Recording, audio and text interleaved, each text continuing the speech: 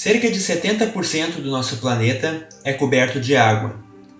E são muitas as teorias que tentam explicar de onde vêm os oceanos. Agora, uma dessas teorias diz que toda essa água sempre esteve aqui. Às vezes, imaginar o que existe debaixo de nossos pés é tão misterioso e intrigante quanto se imaginar viajando pelo espaço. Meu nome é Eliezer e você é bem-vindo ao Baú do Coiote.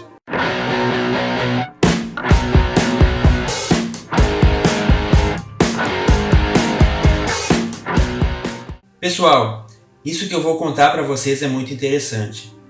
De fato, existem muitas teorias que tentam explicar de onde veio toda essa água que cobre o nosso planeta. E a maioria dos pesquisadores acredita que os oceanos foram formados há milhões de anos quando cometas congelados caíram em nosso planeta. Ou seja, os oceanos seriam gigantescas bolas de neve derretidas. Porém, uma pesquisa recente sugere que eles simplesmente vazaram do centro da Terra para a superfície do planeta. Uma publicação feita pela revista Science sugere que um imenso reservatório de água está escondido no manto da Terra. Manto, para quem não sabe, é uma região espessa, praticamente desconhecida, que existe entre a crosta terrestre e o núcleo planetário. Isso a mais de 400 milhas de profundidade, ou cerca de 640 quilômetros. Só para termos uma ideia, o poço mais profundo já cavado pela humanidade, que é o Poço Superprofundo de Kola, na Rússia, tem pouco mais de 12.200 metros de profundidade. E é por isso que eu disse que o manto é uma região virtualmente desconhecida. Não estamos aqui falando de um oceano subterrâneo, como o que foi retratado no excelente livro do Júlio Verne, Viagem ao Centro da Terra. Toda essa água estaria presa dentro das rochas e o volume acumulado é pelo menos 3 vezes maior do que toda a água existente nos oceanos. Vejam que o ciclo da água, que a gente aprendeu lá no ensino fundamental, é bem mais complexo do que a maioria das pessoas imagina. E a equipe de cientistas tem pesquisado se essa água seria responsável pelos chamados terremotos profundos, que são terremotos que ocorrem a profundidades de até 700 quilômetros. Teoricamente, esses terremotos nem deveriam existir, ou pelo menos não deveriam ser detectados. Mas eles existem, e são detectados desde a década de 1920.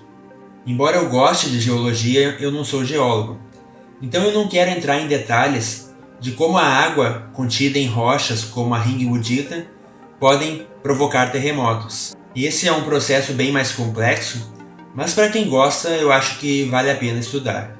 O que eu quero mesmo chamar a atenção aqui é que essas novas descobertas e pesquisas se aproximam muito mesmo, do relato da criação do mundo descrito no livro de Gênesis, e do relato do dilúvio também. Olha só o que diz o 2º versículo da Bíblia. A terra era sem forma e vazia. Havia trevas sobre a face do abismo, e o Espírito de Deus se movia sobre as águas. Aqui diz que as águas já estavam lá antes que existisse qualquer coisa sobre o planeta. E é curioso observar que para alguns cientistas, a água existente na Terra é de fato bem mais antiga do que o próprio Sol. Além disso, a equipe de pesquisadores sugere que essas águas escorregaram para o abismo que se encontram hoje.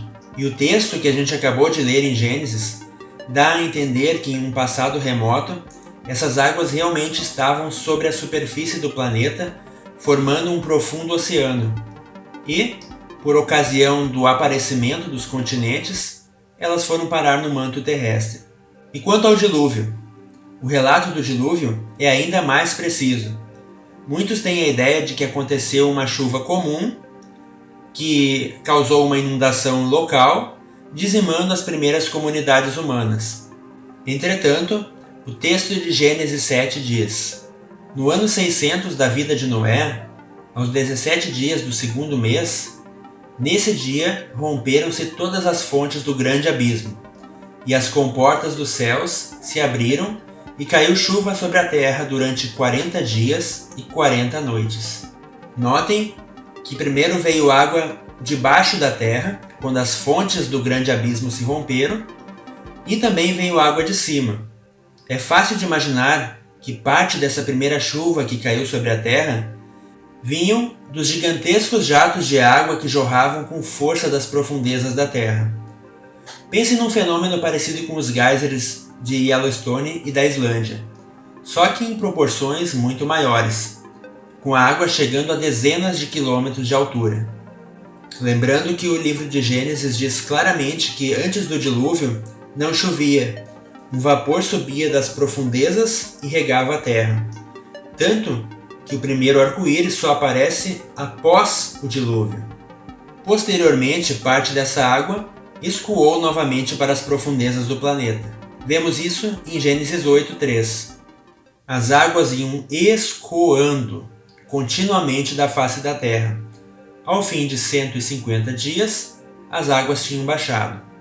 Notem que não diz que essas águas evaporaram, mas elas escoaram novamente para as profundezas da terra. E como a gente vê, uma boa parte dessa água permanece ainda hoje na superfície, o suficiente para a manutenção da chuva, que é tão essencial para a vida na Terra. Interessante esse tema, não é? Eu, pelo menos, gosto de estudar e ponderar as várias teorias sobre os primeiros dias do nosso planeta. Para quem gosta, eu sugiro os vídeos do professor Adalto Lourenço, que é uma autoridade nesse assunto. E se você gostou do vídeo, não esquece de deixar o teu like. Se caso ainda não é inscrito no canal, eu te convido a se inscrever clicando aqui embaixo no botão inscreva-se, e assim você vai receber toda semana um conteúdo informativo e edificante. Fiquem com Deus e até a próxima!